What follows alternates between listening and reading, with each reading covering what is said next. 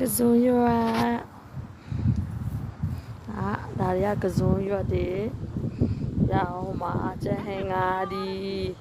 ရတော့မှာဘူးပင်ဘူးညွတ်ပြီးတော့ဟာကစုံဥအရွက်တရားတွေကချစ်မောင်ပင်ဟိုမှာခရမ်းဒီအလုံးလေးတွေခရမ်းကျွတ်ခရမ်းကျွတ်မဟုတ်ခရမ်းဒီအလုံးလေးတွေစားကောင်းတယ်ရချိုးနေရောပြီးတော့တရားရွှေဖျုံပင်နေပြီးတော့ဟိုမှာယုံပရဒီပင်ပြီးတော့ဟိုမှာစပလင်ပြီးတော့ဒီမှာရေကန်နဲ့တခါစက်ထားတာ